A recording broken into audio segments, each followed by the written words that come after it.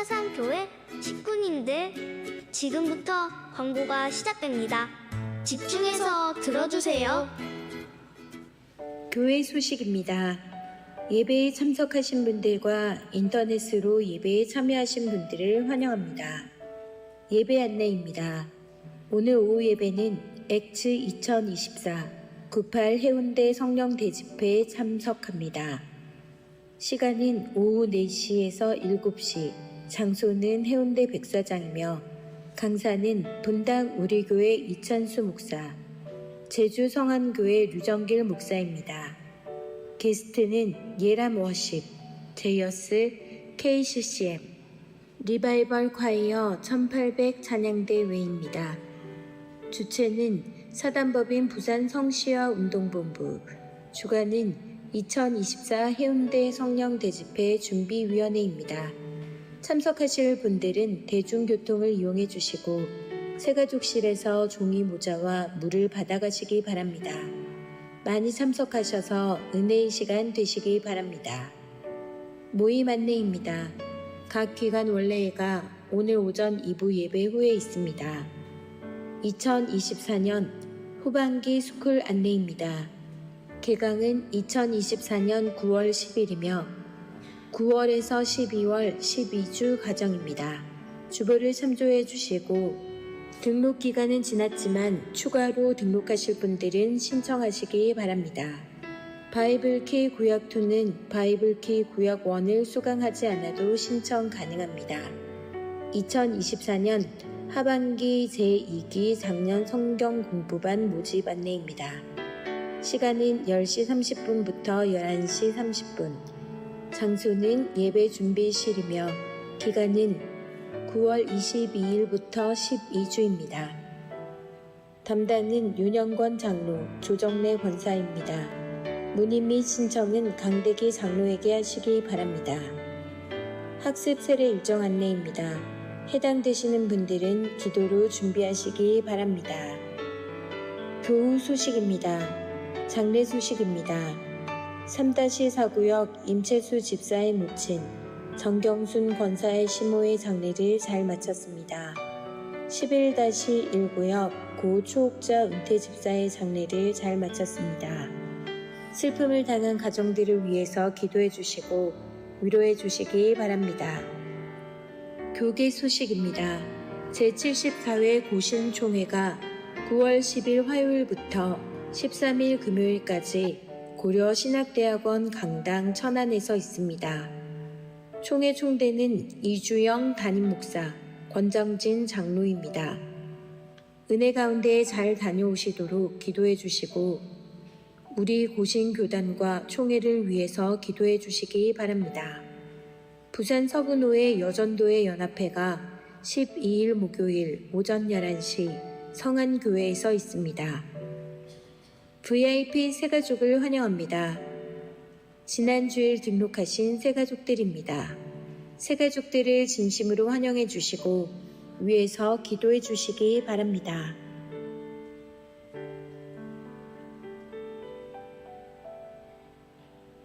사상교회 식구님들, 예배에 집중할 수 있도록 지금 각자의 휴대폰을 점검하셔서 전원을 꺼주시거나 진동으로 설정해 주시기 바랍니다.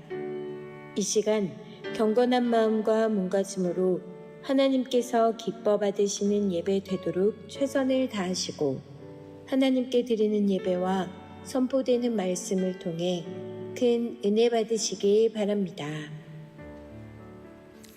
할렐루야. 네. 지난 한 주간도 좀 더웠죠, 그죠? 네, 우리 서로 얼굴 보시면서 한번 위로 격려했으면 좋겠습니다. 수고하셨습니다. 네, 사랑합니다. 네, 축복합니다. 네, 감사합니다. 네, 이제 다 자리에서 일어나시기 바랍니다. 사랑하는 우리 사상교회 믿음의 식구 여러분, 오늘 우리 하나님께서 우리를 사랑해 주신 가운데서 이렇게 예배를 드릴 수 있도록 여건을 이렇게 마련해 주셨습니다. 이제 우리가 다 마음과 뜻과 정성을 다해서 이 시간 하나님께 영과 진리로 예배하겠습니다.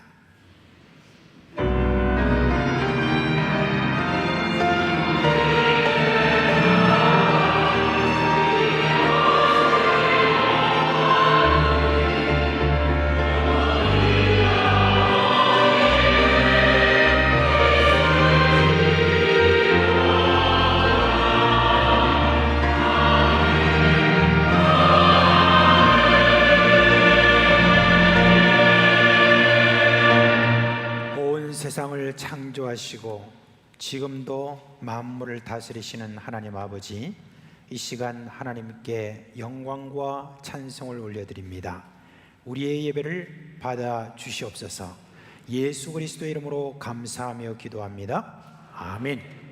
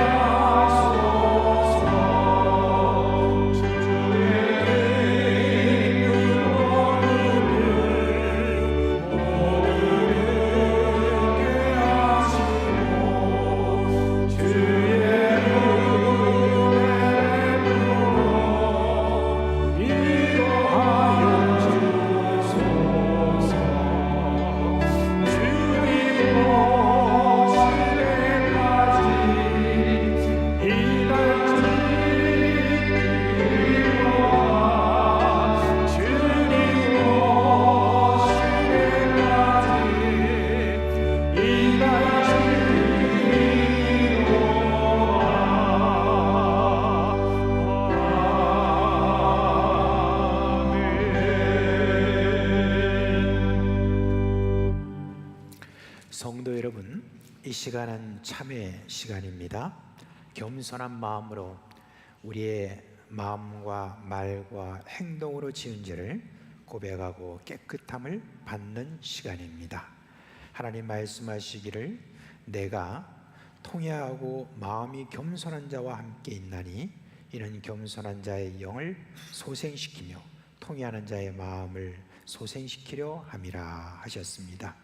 이 시간 예수님의 보혈을 의지하고 한 목소리로 주여 부르고 기도하겠습니다. 주여. 아버지 하나님, 하나님께 도무지 나아갈 수 없는 그와 같은 죄이구나. 우리 주님의 한량없으신 그 은혜로 말미암아 예수 그리스도의 피로 말미암아 아버지께로 나왔습니다. 다시 한번 우리 자신을 돌아보고 이 부패한 모든 심정을 따라 주의 성령에 순종하지 않고 나아갔던 우리의 모든 삶들 하나하나여 이 시간 고백하오니 자백하오 우리를 용서하여 주옵시고 깨끗이 씻어주시고 정결한 마음으로 우리 주님과 대면하는 그런 은혜가 우리 가운데 있게 하여 주시옵소서.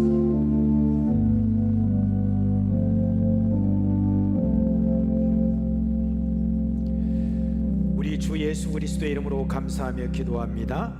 아멘. 이제 사죄의 선포를 하겠습니다. 그러므로 이제 그리스도 예수 안에 있는 자에게는 결코 정죄함이 없나니 이는 그리스도 예수 안에 있는 생명의 성령의 법이 죄와 사망의 법에서 너를 해방하였습니다. 아멘.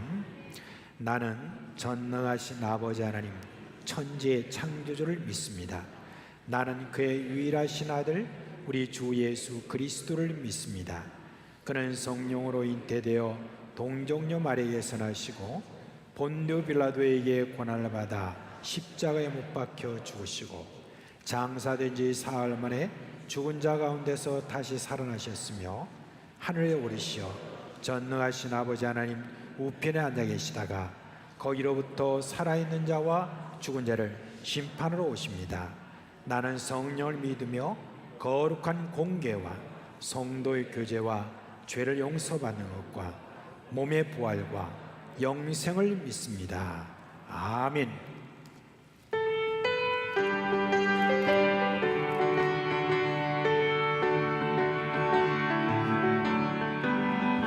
주를 안고한 자 올라가 독수리같이 모든 사람 이기고 근심과 전수 올라가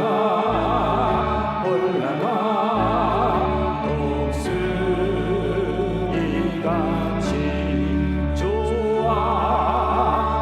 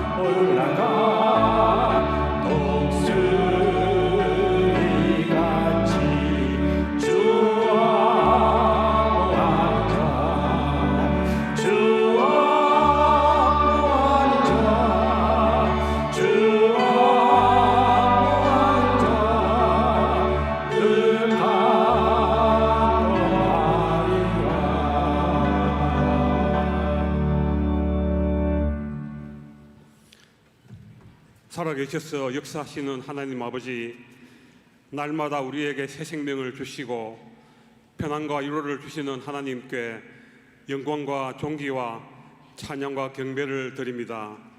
거룩한 주일 주님 앞에 기쁨으로 예배드리게 하시니 감사드립니다. 이 시간 우리를 성령으로 충만케 하사 영과 진리로 예배드리는 시간이 되게 하옵소서. 앞서 자매의 기도를 통해 우리의 모든 죄를 긍휼히 여기사 용서하여 주시고 예수 그리스도의 거룩한 보혈로 정결케 하여 주시고 주님의 손길을 다시금 새롭게 되는 역사가 있게 하옵소서. 묻었던 여름의 열기가 식어가고 가을의 계절인 9월입니다.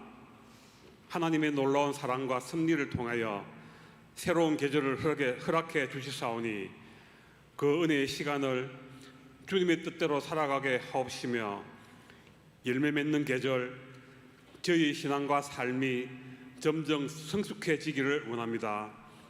우리의 영혼도 그리스도의 사랑으로 아름답게 싹 틔우게 하시고 성령의 열매를 풍성히 맺어 하나님께 영광 돌릴 수 있게 하옵소서. 날마다 하나님을 높이며 살아가게 하시고 우리의 삶이 하나님 앞에서 은혜 충만, 성령 충만한 삶 되게 하옵소서. 우리 교회를 통하여 하나님의 거룩하심이 드러나게 하시고 복음을 전하는 사명을 잘 감당하게 하옵소서. 담임 목사님을 중심으로 온 믿음의 식구들이 믿음으로 하나 될 수 있게 인도하여 주옵소서.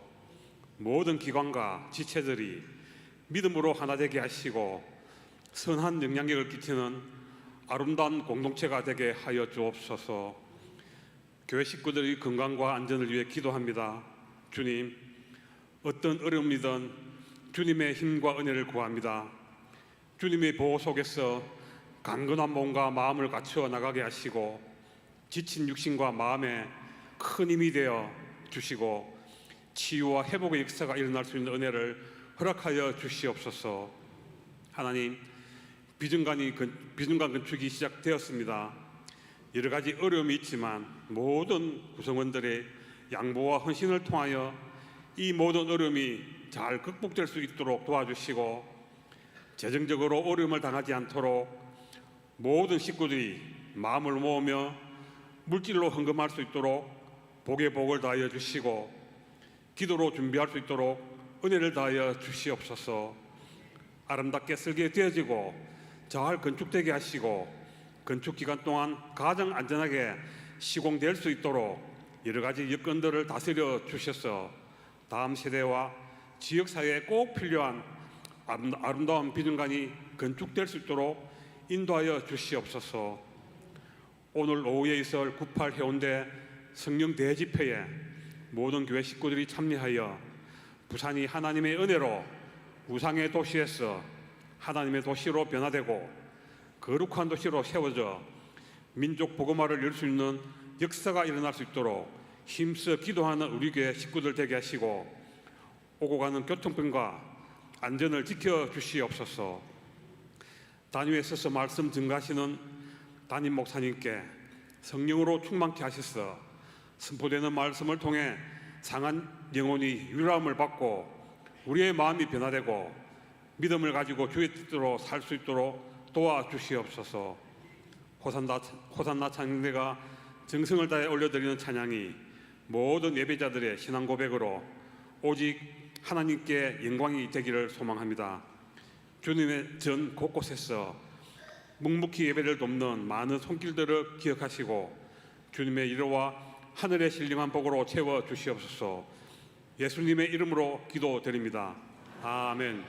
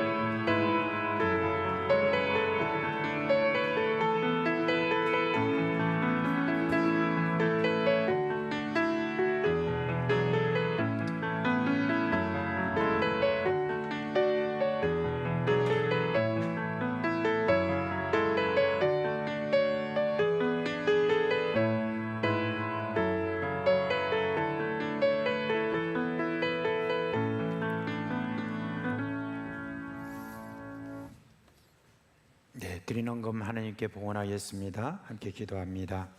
살아계신 하나님 아버지, 이 시간도 우리의 예배를 받아주시니 감사를 드립니다. 이 시간 예배하며 저희들이 헌금을 드립니다. 받아주시고 축복하여 주시고 이 헌금이 가는 곳곳마다 하나님의 영광이 드러날 수 있도록 하여 주시옵소서. 우리 사랑하는 우리 사상교회 모든 믿음의 식구들 가정가정마다 복의 복을 더하여 주시고 하늘의 신령한 복과 땅의 기름진 것으로 충만하게 하여 주시옵소서.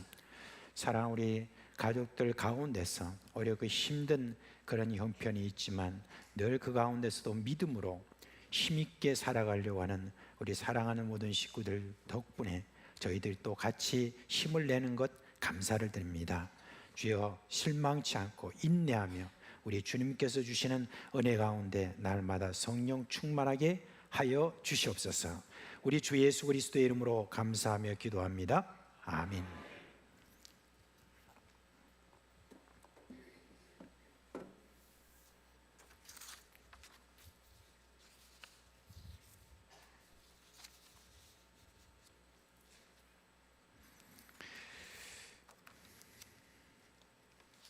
9월달 성경 암송 하겠습니다. 다 외우고 계시죠? 늘 여기가 조금 좀 그래도 대답을 하시는데 좀 크고 이쪽에는 조금 조용하시고 그런 것 같아요. 자, 그럼 오늘까지는 보여드리겠습니다. 오늘 보여드리겠습니다. 자, 준비됐어요? 시작. 고린도전서 1장 25절 말씀.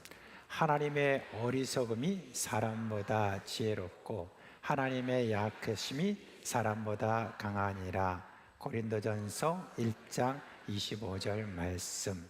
아멘. 쉽죠? 그럼 이제 안 보고 합니다. 시작. 고린도전서 1장 25절 말씀. 하나님의 어리석음이 사람보다 지혜롭고 하나님의 약하심이 사람보다 강하니라. 고린도전서 1장 25절 말씀. 아멘. 할렐루야. 자, 오늘 설교할 본문의 말씀은 신명기 5장입니다. 신명기 5장 6절 7절 두 구절입니다. 두 구절을 우리 한 목소리로 읽겠습니다. 신명기 5장 6절 7절입니다. 나는 너를 애굽 땅 종되었던 집에서 인도하여 낸 내 하나님 여호와라. 나 외에는 다른 신들을 내게 두지 말지니라. 아멘. 여러분, 오랜 세월 함께한 이 부부들을 볼 때에 딱 한 가지를 보면은 참 분명한 것 같아요. 딱 한 가지는 분명한 것 같아요. 그게 혹시 뭔지 아십니까? 서로 닮았어요. 꼭 닮았죠, 그죠? 처음 만나서 결혼할 때는 별로 안 닮은 것 같은데 세월이 지나면서 사랑과 정으로 그렇게 엮여지다 보니까 어느새 얼굴이 서로 닮은 것입니다. 그게 바로 또 사랑의 힘이고 사랑하면 서로 닮게 돼 있는 것입니다. 우리가요, 하나님을 사랑하면 하나님을 닮습니다. 그런데 우리가 그렇게 되기를 원하는 이상으로 하나님은 우리가 하나님 닮기를 그렇게 원하시고 계십니다. 오늘부터 제가 여러분께 말씀드릴 이 십계명, 이것은 우리가 하나님을 닮도록 주신 귀한 선물이에요. 우리가 말할 때 십계명 또는 뭐 규례, 명령, 이러니까 좀 딱딱한 느낌이 혹시 들지는 모르겠습니다만은 사실은 우리를 지극히 사랑하신 하나님이 자신의 인격과 능력을 우리에게 주시기 위한 수단이 바로 이 십계명입니다.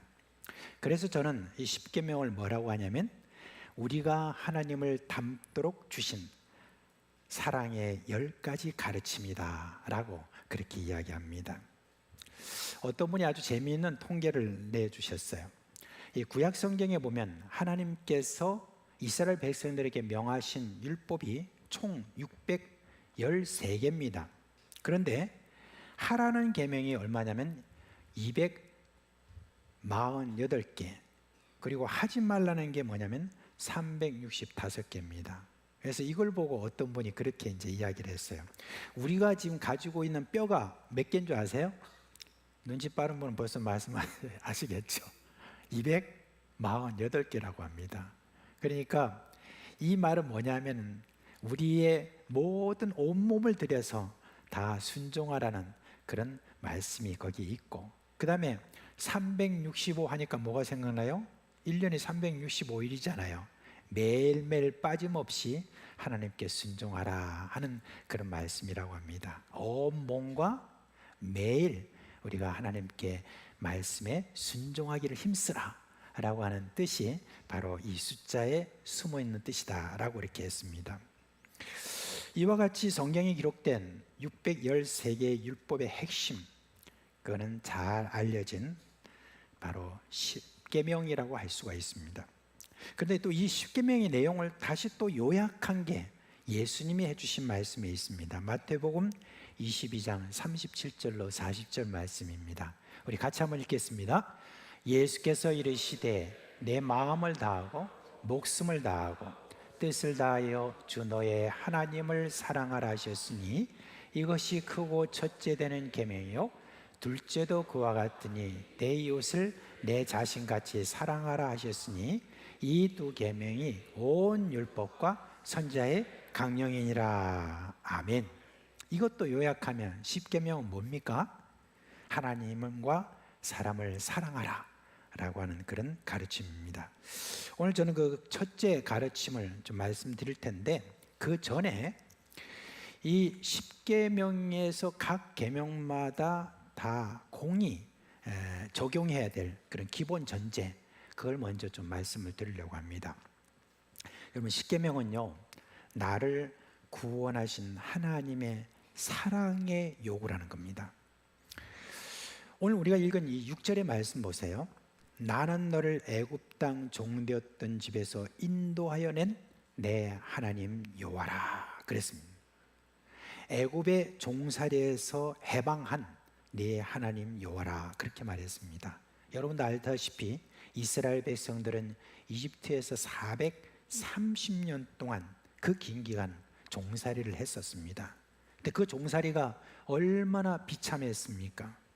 애고방 바로는 이스라엘 백성들의 인구 증가를 억제하기 위하여서 남자애가 태어나면 바로 죽여버리라 그렇게 명령했습니다. 그것도 잘 안 되니까 이제는 나일강에 던져버리라 그랬습니다. 그것도 잘 안 되니까 이제 극심한 노동을 시켜가지고 남녀가 서로 잠자리를 같이 못할 정도로 그렇게 만들어 버렸습니다. 그런데요, 그 모든 시도가 다 실패로 돌아갔습니다. 왜 그렇게 했습니까? 왜 그렇게 되겠어요? 그건 하나님께서 막으셨기 때문에 그런 것이죠. 이제 때가 되어서 하나님은 모세를 애굽에 보내어서 이스라엘 백성들을 그곳에서 해방하였습니다. 근데 그 해방하는 그 모든 과정에서 하나님은 애굽에 10가지 재앙을 내리셨죠. 근데 그 재앙의 규모가 엄청났습니다. 여러분, 당시 애굽이라는 나라는요, 세계적인 나라고 강력한 그런 나라였습니다. 지금의 아마 미국 정도가 된다라고 그렇게 생각하면 됩니다. 그런 나라가 이 재앙을 하나하나 겪으면서 나라가 완전히 폐허가 되었습니다. 그런데 나라가 사라질 정도의 그런 피해를 입었어도 이 바로 왕은 이스라엘 백성들을 붙잡고 놓아주지를 않았습니다. 그러나 제일 마지막에 있는 이 재앙에 대해서는 애굽 왕이 손과 발을 다 들어버렸습니다. 그리고 이스라엘 백성들을 내보내게 되었죠. 왜냐하면 애굽에 있는 모든 장남들을 다 죽여버리는 그런 재앙이었기 때문에 그렇습니다. 사실 그렇죠. 나라가 어떤 경제적인 어떤 피해를 이렇게 입게 된다고 하면은 나라가 그렇게 망해도 다시 시간이 지나면 복구하면 됩니다. 근데 사람이 사라지면 어떻게 됐습니까? 나라가 완전히 없어지는 겁니다. 그렇기 때문에 사람이 사라지는 그 일을 하게 되니까 이제 그 재앙을 만나서 이제 도무지 안 되겠다 하고 다 이렇게 이스라엘 백성들을 내보내게 된 것입니다. 근데 하나님은 이런 재앙을 내리시면서 재앙마다 꼭 빠지지 않고 하신 말씀이 있습니다. 뭐라고 하셨냐면 이 재앙으로 후에는 애굽 사람들이 내가 여호와인 줄 알리라 그렇게 했습니다. 애굽에도 신이 있었습니다. 애굽 사람들은 자신들이 지금 누리고 있는 이 부귀와 영화, 이 모든 큰 군사력, 이 모든 것들은 다 그 신들의 도움 때문이라고 그렇게 믿었습니다. 근데 그 재앙을 통해서 그 모든 신들에게 의지했던 모든 것들이 다 완전히 파괴돼 버리고, 그리고 난 다음에 저들이 알게 되었습니다. 와, 세네, 여호와만 참 하나님이네 하는 것을 애굽 사람들이 알게 되었다는 그 이야기입니다. 하나님만이 세상을 만드시고 다스리시는 유일한 신이심을 이스라엘 백성들뿐만 아니라 그 당시 세계에서 가장 강력하다라고 하는 이 애굽 사람들에게도 확실하게 알려주셨고, 결국은 이스라엘 백성들 그 애굽 종살이에서 해방하였습니다. 사랑하는 믿음의 식구 여러분, 성경에서 이 애굽은요 사탄의 상징으로 많이 기록되어 있습니다. 하나님은 우리를 애굽으로 상징되는 마귀의 종살이에서 해방해 주셨습니다. 에베소서 2장 1절에 3절에 보면 이렇게 말하고 있죠. 그는 허물과 죄를 죽었던 너희를 살리셨도다. 그때 너희는 그 가운데서 행하여 이 세상 풍조를 따르고 공중의 권세 잡은 자를 따랐으니 곧 지금 불순종 아들들 가운데서 역사하는 영이라. 전에는 우리도 다 그 가운데서 우리의 육체 욕심을 따라 지내며 육체와 마음이 원하는 것을 하여 다른 이들과 같이 본질상 진노의 자녀이었더니 라고 그렇게 했습니다. 우리는 본래 마귀의 종으로서 본질상 진노의 자녀였습니다. 제가 새 가족들을 이렇게 신방하게 되면은 늘 묻습니다. 이제 교회를 이전에 다니셨던 분도 있고 안 다니셨던 분도 있는데, 안 다니신 분들은 거의 다 제가 이렇게 새로 복음을 이렇게 전합니다. 이제 이렇게 A4 용지 하나를 가지고 제가 접어서 이 복음을 아주 간단하게 하나하나 설명해서 이제 예수님을 영접하도록 그렇게 합니다. 사실 여러분, 그 어떤 이런 일들 할 때마다 영적인 긴장이 굉장히 많거든요. 그런 가운데서 기도하면서 하나하나 이렇게 설명하고 결국은 다 예수님을 나의 주로 영접할 때 얼마나 감사한지 모릅니다. 그런데 그분들에게 제가 인용하는 말씀이 있습니다. 그 전까지 당신은 누구의 종이었는 줄 아느냐? 당신이 알든지 모르든지 마귀의 종이었다는 것을 제가 이야기를 합니다. 그러면서 제가 인용하는 구절이 어디냐면 요한복음 10장 10절의 말씀이에요. 뭐라고요? 한번 해볼까요? 도둑이 오는 것은 도둑질하고 죽이고 멸망시키는 것뿐이요. 여러분, 여기서 도둑놈이 누구예요? 마귀입니다. 마귀가 바로 우리 인생의 도둑놈이죠. 이 도둑놈이 도둑질하는데 뭘 도둑질하느냐 했을 때 뭘 도둑질한다고 그랬습니까? 혹시 아세요? 내 인생을 도둑질하는 겁니다. 나의 인생을 도둑질합니다. 인생이 어디서부터 왔는지, 어디로 가는지, 인생이 얼마나 소중한지, 인생의 목적이 무엇인지 그런 데 대해서는 계속 절대 듣지 못하도록 그렇게 막고 있는 자가 누구냐면 바로 이 마귀 사탄입니다. 그리고 결국은 그렇게 살다가 죽음에 이르고 그리고 멸망까지 가게 하는, 요게 우리 인생의 도둑놈인 이 마귀가 하는 그런 짓입니다.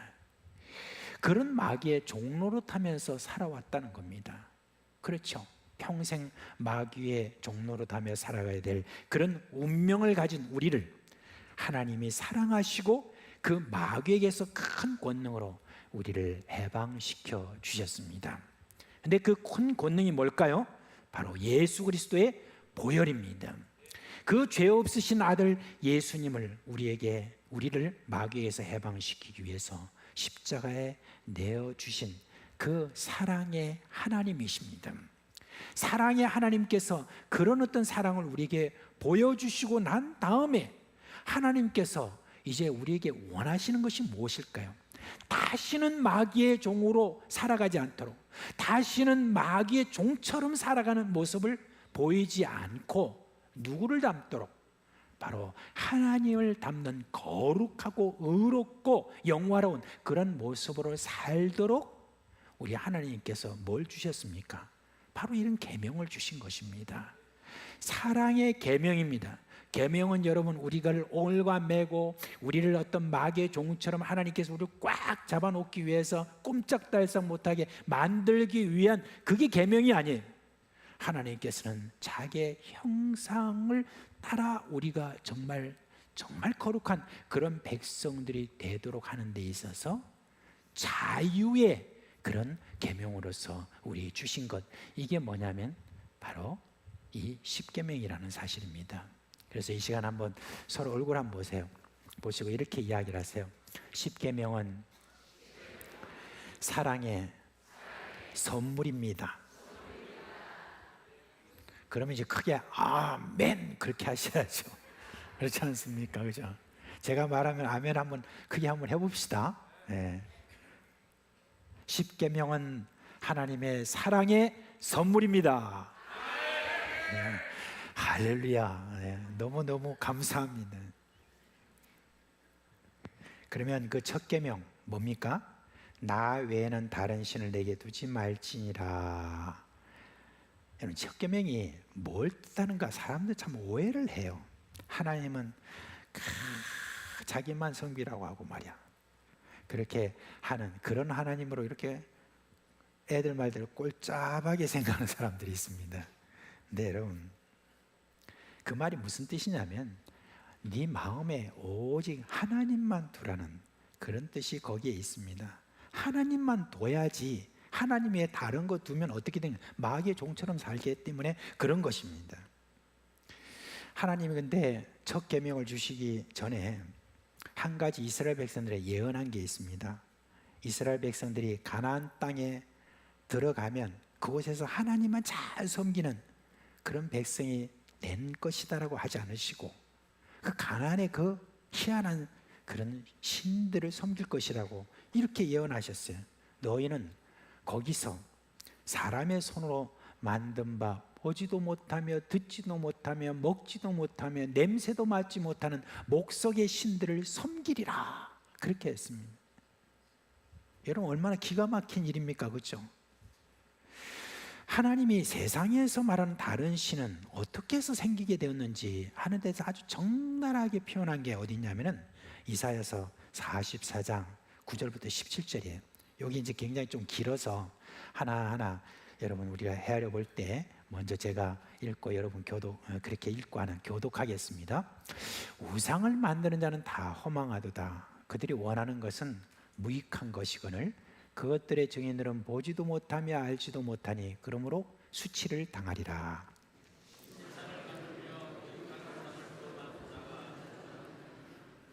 보라, 그와 같은 무리들이 다 수치를 당할 것이라. 그 대장장이들은 사람일 뿐이라. 그들이 다 모여서서 두려워하며 함께 수치를 당할 것이니라.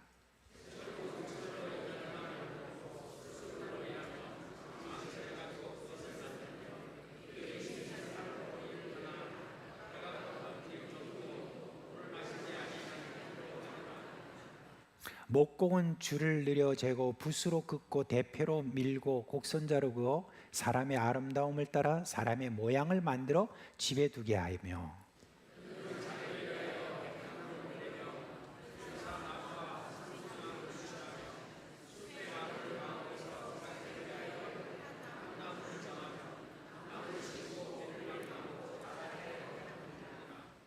이 나무는 사람이 땔감을 삼는 것이오늘 그가 그것을 가지고 자기 몸을 덮게도 하고 불을 피워 떡을 굽기도 하고 신상을 만들어 경배하며 우상을 만들고 그 앞에 엎드리기도 하는구나.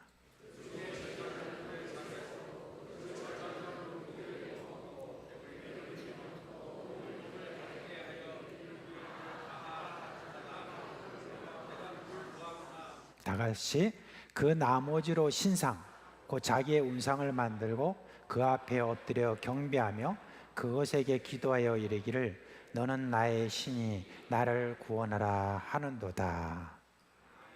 여러분 참 웃기는 일입니다. 사람이 땔감을 하러 산에 가서 나무를 베가지고 와가지고 자기의 음식을 뚝 치우면서 가만히 보니까 뭐 하나 좀 만들고 싶다 해가지고 나무를 가지고 딱딱 만들었더니까 거기 뭔가 사람의 모양도 나오고 짐승의 모양도 나오고 딱 그렇게 하니까 괜찮네 하면서 그 다음에 심심풀이로 뚝 앞에 놓고 뭐라고 하냐면 이제부터 너 내 신 해.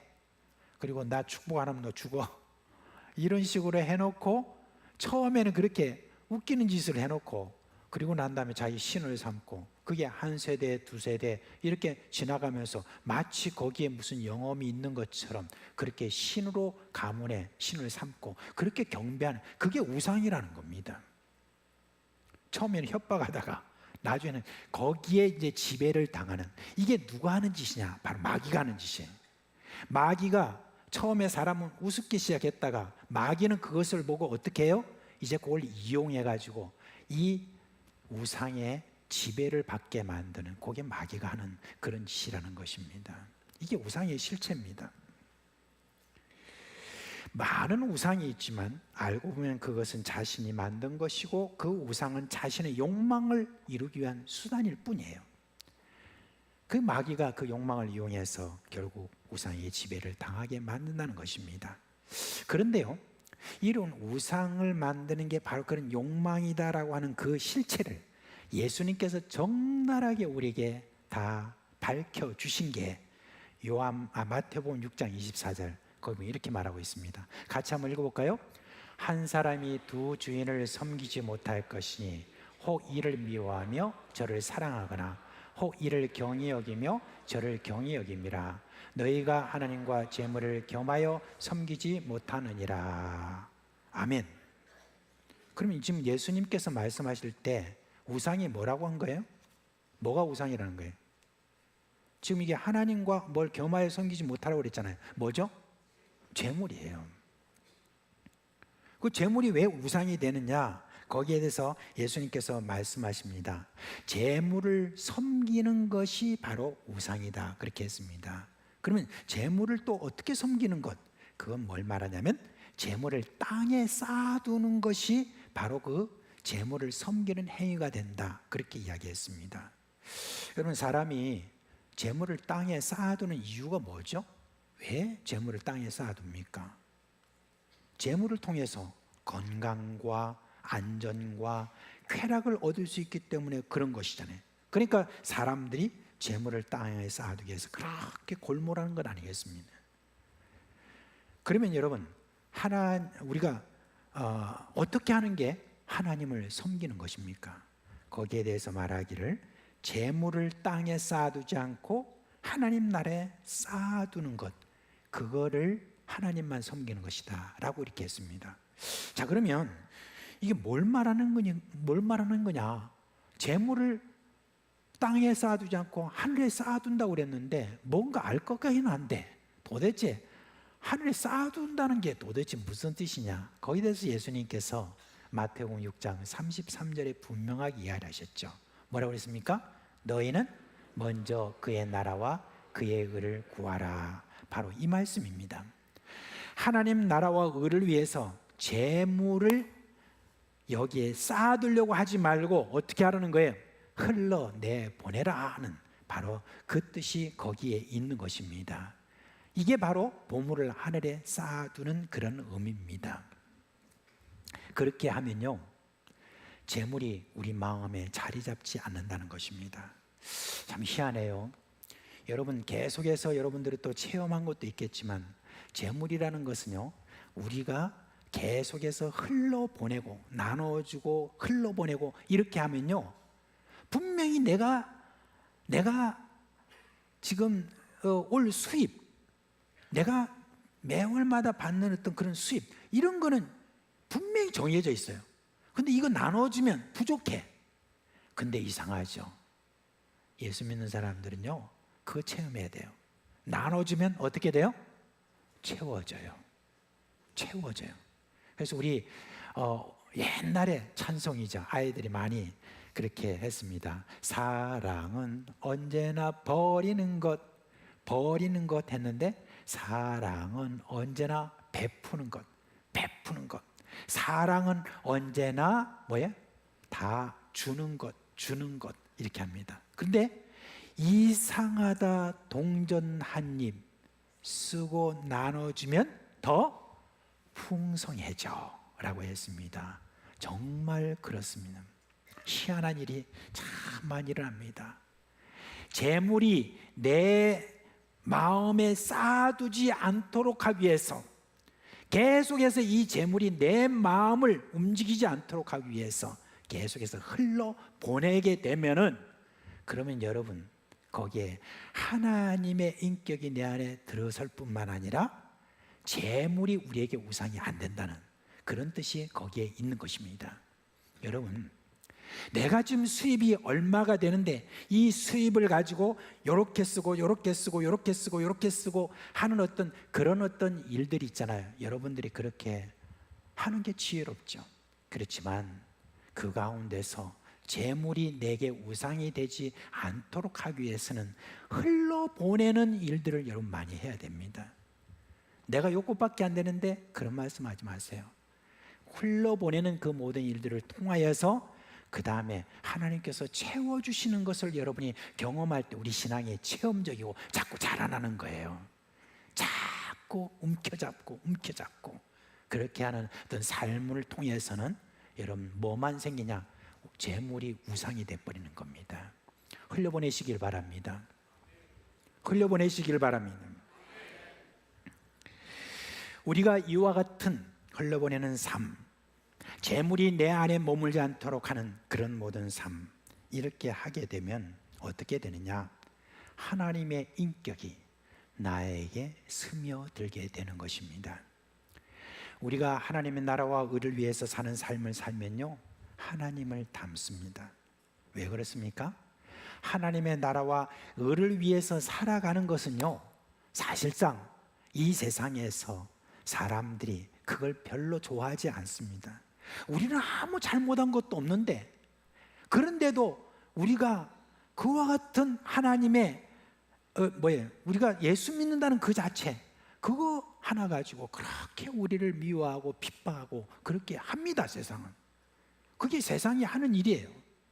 그런데 그 가운데서 우리가 계속해서 견디고 또 하나님 말씀대로 그렇게 살아가면은 우리가 어떻게 되느냐?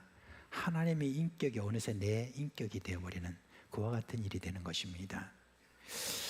여러분, 얼마 전에 제가 옛날에 그 남포교회 원로 목사님이시죠, 박연선 목사님, 굉장히 유명한 분입니다. 이 목사님이요, 요즘에도 참 곳곳에서 설교를 참 하시는데 너무너무 은혜가 돼요. 언제 한번 우리 교회도 한번 모시면 좋겠다 하는 그런 생각하는데, 이분이 팔복에 대한 이야기를 합니다. 그러면서 이제 그분이 말씀해 주신 것이 정확한 워딩은 아니지만 전체 그 내용을 보면 이런 이야기를 합니다.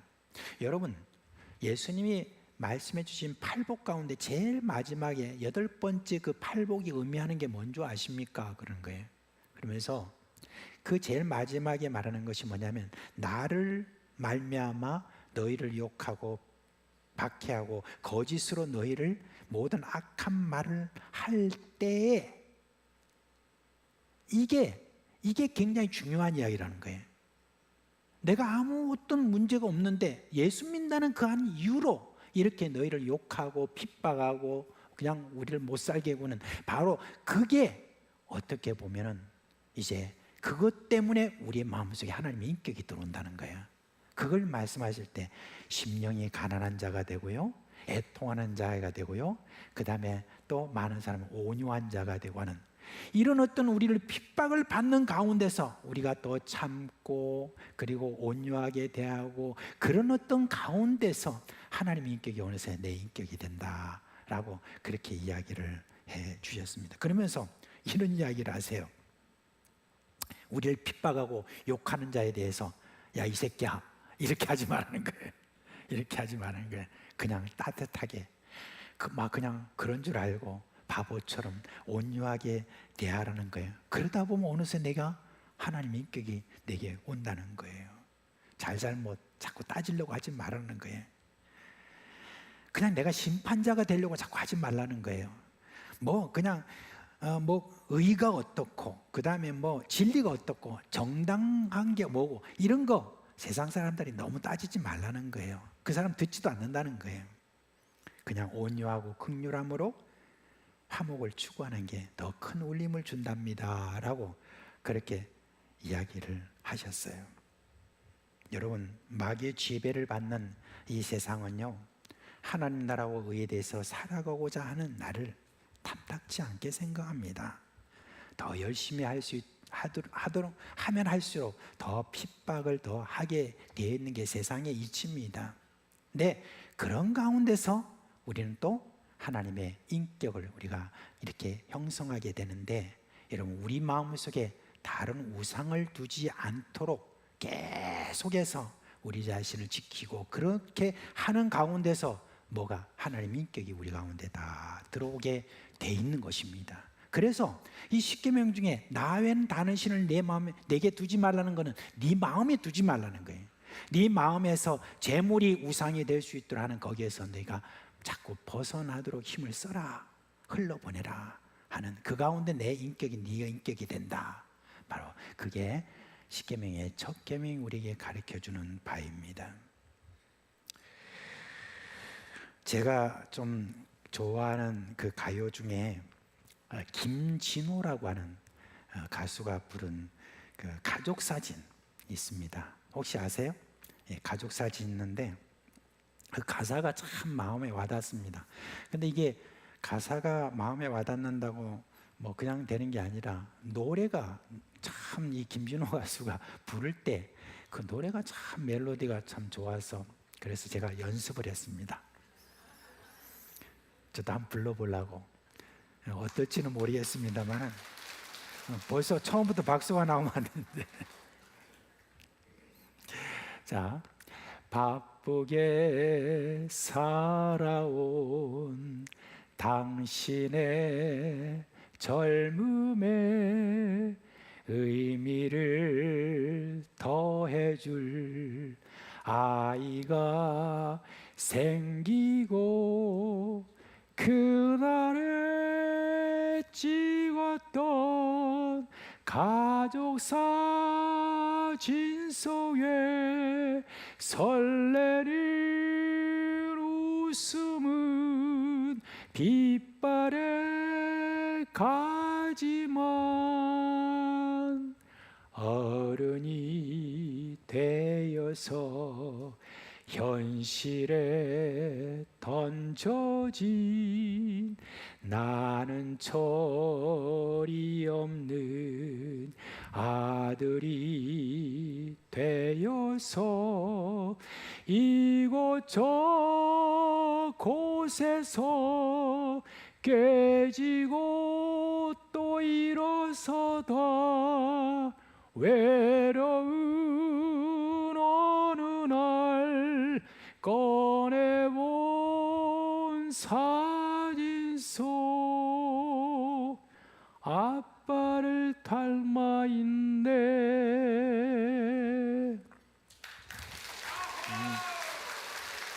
근데 김진호 씨가 부를 때는 감격에 의해서 눈물을 흘린 사람이 많은데, 여러분 다 그냥 웃고 그렇게 하시네요. 노래를 불러도 김진호 씨처럼 불러야 되는데, 저는 어릴 때 아버지가 참 멋있었어요. 새벽이 되면 아버지는 이제 군복을 입고 이렇게 나가시는데, 그런 때는 정말 제가 아버지가 너무 멋있었어요. 어떤 때는 이렇게 권총을 차고 이렇게 나가셨거든요. 그때 60년대 초만 해도 전방에서는 이 공비가 많이 출몰했기 때문에 중대장이었던 그 아버지는 때로 권총을 집에 가져오셨어요. 그리고 난 다음에 딱 이렇게 군복을 입고 권총을 차던 그 모습이 너무너무 멋있어 보이는 거예요. 그래가지고 저는 그 모습을 보기 위해서 새벽에 일찍 일어났습니다. 그래서 제가 예수 믿고 난 다음에 참 쉬운 게 새벽 기도예요. 그 새벽에 일어나는 그 습관이 그렇게 그때 형성이 되었습니다. 제가 중학교 때 변성기가 지나고 난 다음에 전화를 받으면 꼭 이래요. 형님 접니다 그런 거예요. 제 아버지 음성을 많이 닮아가지고 그래서 제 아버지처럼 그렇게 느끼셨던 것 같아요. 지금도 이제 우리 사상교회에서 지금 계시는 분 중에 제 아버님을 좀 아시는 분이 계세요. 그분들이 꼭 이야기를 합니다. 어떻게 갈수록 아버지를 닮으세요? 그렇게 이야기를 합니다. 그런데 제가 고등학교 다닐 때 예수를 믿고 난 다음부터 참 아버지부터 욕을 많이 들었습니다. 저는 그때부터 야, 아버지가 이렇게 욕쟁인가? 그런 생각이 들었습니다. 예수 믿는 제가 그렇게 미웠던가 봅니다. 한참 후에 제가 아버지께 물었어요. 그때 왜 그렇게 하셨어요? 그렇게 이야기했더니 아버님이 저한테 이렇게 말했습니다. 예수 믿는 것들이 예수를 닮지 않아서 그랬다는 거예요. 제가 어릴 때 아버지를 닮는 것이 저의 소원이었지만 예수를 믿고 난 다음부터는 예수님을 참 닮고 싶었습니다. 그래서 제가 한때 어떤 생각까지 했냐면은 저는 33살에 죽어야 된다고 생각했습니다. 우리 예수님 33살에 돌아가셨잖아요. 저도 그런 줄 알았어요. 근데 참 그때는 그렇게 생각을 했습니다. 여러분, 하나님 아버지만 내 마음에 두는 그 마음으로 여러분 살게 되면, 죄송합니다. 이 자꾸 눈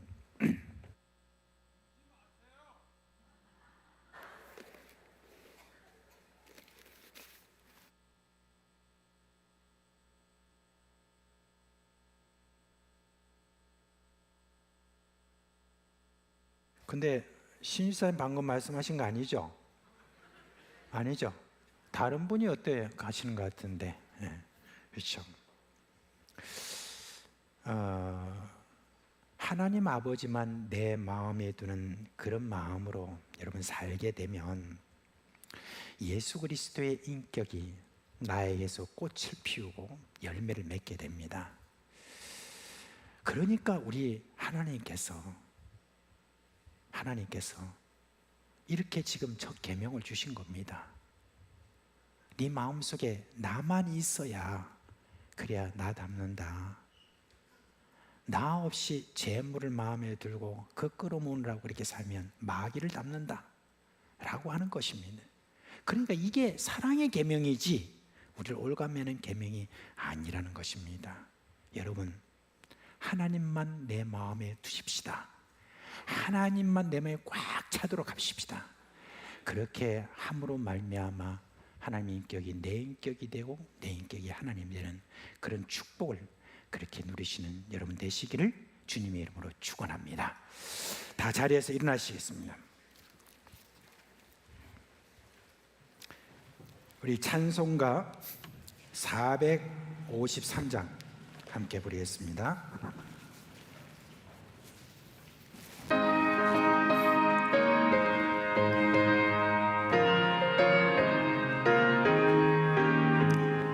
예수로 알기 원하네. 그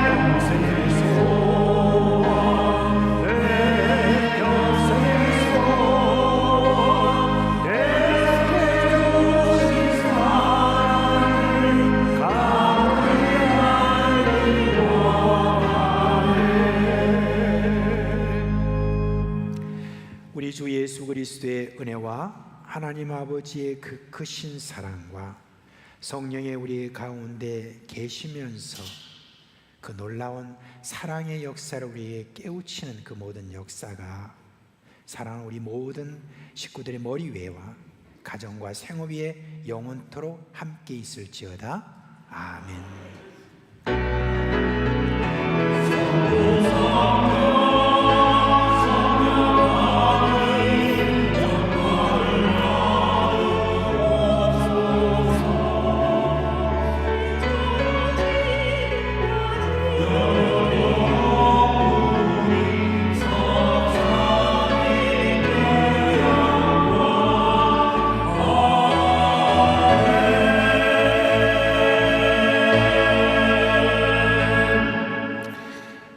잠시 앉아주시기 바랍니다. 우리 왕창호 장립 집사님의 그리고 남순례 권사님의 딸인 왕유리 양이 지난 8월 31일 날 결혼했죠. 오늘 예배에 참석하셨는데 사위 박범진 형제도 앞으로 나오세요. 앞으로 나오세요. 어디 계세요?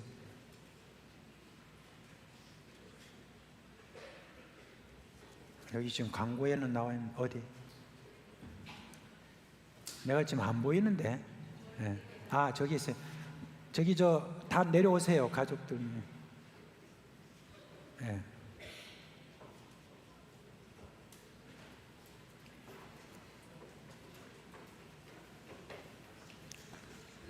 결혼식장에서 마치 입장하는 것처럼 그렇게 나오시네.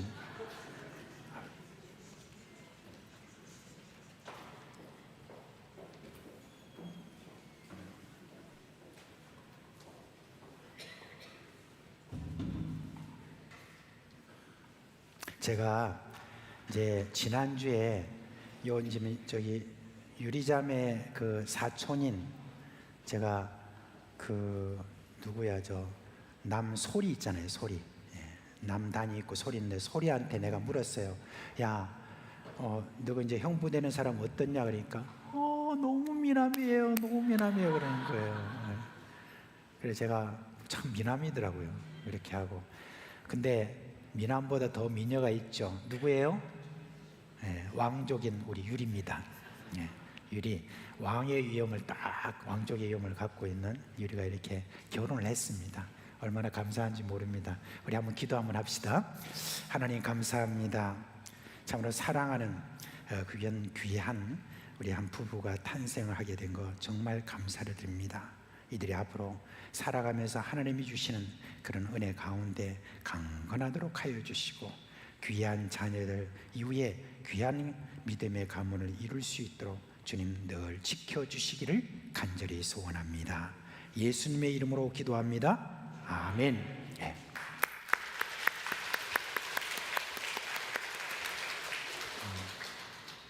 자, 이제 98 해운대 성령 대집회 관련해서 우리 선교 전도위원장님 김선시 장로님 안내 광고 있습니다. 예, 반갑습니다. 은혜로운 예배 시간 되었습니까? 오늘 오후 예배는 해운대 성령 대집회로 예배가 없습니다.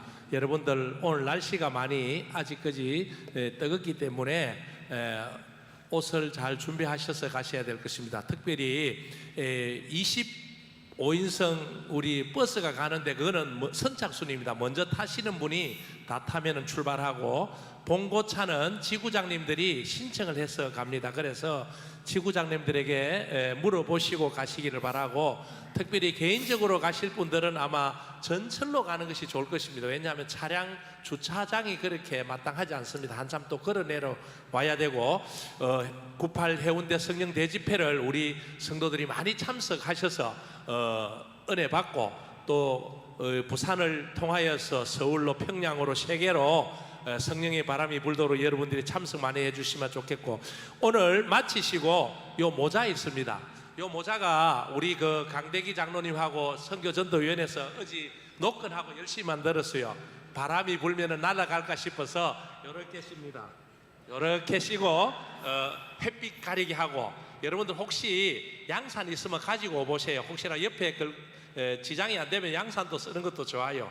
그래서 물하고 요 모자하고는 우리 교회에서 준비해서 여러분들이 나눠주니까 모자는 한 500개를 준비했으니까 여유가 많이 있습니다. 물은 뭐 좀 부족하지만은 여러분들이 시원한 물이 있으면 가져가시고 집에 돌아가셔서 옷 좀 간편하게 입으시고 또 바깥에 바닷가라서 혹시 추울 수 있습니다. 오래 있다 보면은.